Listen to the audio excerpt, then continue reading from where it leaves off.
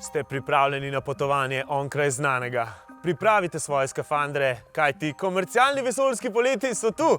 Ja, ne rabite biti več astronavti, če hočete iti v vesolje. Ampak preden spakirate, pa si mogoče malo poglejmo, kaj vse zaobjemajo te nenavadne počitnice. Udobno se namestite, sprostite se in se pripravite na izstrelitev v neznano. Kako izgledajo komercialni poleti v vesolje? Je to nek vesoljni turizem? Imamo komercialne in raziskovalne in vedno bolj nekako tudi spremljamo po medijih te komercialne polete. Pač grejo z različnimi privatnimi podjetji, ki omogočajo dejansko te polete. Kdo vse lahko gre v vesolje in kje jaz kupim karto?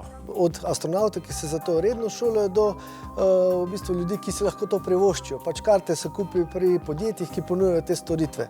Od kje pa to poletimo? A me lahko tudi pridejo na dom iskat? Za cene, ki so nastavljene, lahko rečemo, mogoče tudi ne, ampak načeloma so izstrelišča ali v Ameriki, Cape Canaveral ali pa Bajkonur, kozmodrom v Kazahstanu. Koliko časa pa traja to vrsten polet? Te turistične variante, nekaj minut v tem breztežnostnem prostoru oziroma nekaj ur, tisti raziskovalni povezani z mednarodno vesoljsko postajo oziroma vesoljskimi agencijami, kot so ESA, NASA, Roskosmos, v bistvu nekaj dni, mesecev, odvisno od same ekspedicije oziroma misije. Kaj pa recimo lahko občutimo v vesolju, kar ne moremo na Zemlji? Breztežnost, tudi s temi tako turističnimi poleti je namen prav tega omogočiti tistemu človeku, tistim ljudem, ki grejo gor, pač ta parminutni občutek prosto lebdeče v prostoru. Čeprav komercialni vesoljski poleti obstajajo že nekaj časa, pa smo najbolj zastrigli z ušesi leta 2021 in sicer julija, ko je takrat s svojim bratom in še dvema astronautoma v vesolje poletel takrat najbogatejši Zemljan, Jeff Bezos. In je takrat v bistvu lahko za 1,5 milijona poletitev v vesolje za 15 minut. Če pa imate malo več, recimo 50 milijonov, pa greste lahko v vesolje za dlje časa.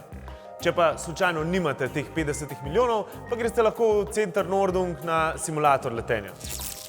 Mogoče ta občutek v virtualni resničnosti, da ste 5 minut v vesoljski ladji, na mednarodni vesoljski postaji in gledate s 500 km višine Zemljo, naš planet, in potem 5 minut letenja tudi v letalo, pač v virtualni resničnosti, da ne bo pomote. Kaj vidimo v vesolju, kar ne moremo recimo videti na Zemlji? Planete, galaksije, tudi jih lahko opazujemo seveda z samimi teleskopi, daljnogledi tudi z Zemlje, ampak imamo pač atmosfero in določene, bom rekel, naravne ovire, seveda pa te galaksije in ostale planete oziroma druge elemente v vesolju opazujemo z astronomskimi teleskopi, kar je pa dosti lažje, ker iz vesolja opazujemo vesolje.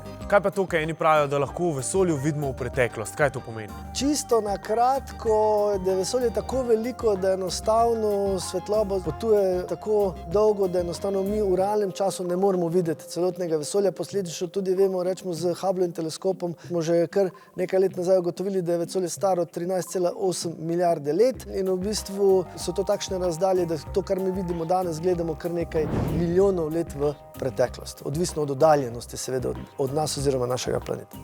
Kaj lahko pričakujemo od vesoljskih poletov v prihodnosti? A bo to dostopno za vse? Menim, da bo vsekakor vedno bližje, vedno nižja cena, ampak še vseeno vprašanje, če vsakomur dostopna. Najbolj vroča potovanja trenutno so torej vesoljska potovanja. In prav zanima me, kje bomo čez nekaj 10 let vse lahko letali z raketo. Upam, da ne preblizu Sonca. Ampak ne glede na to, a želimo izkusiti prostor brez gravitacije, a želimo videti Zemljo iz druge perspektive, a pa sam posneti en full cool TikTok, moramo priznati, da so vesoljska potovanja res ena zelo posebna pustolovščina.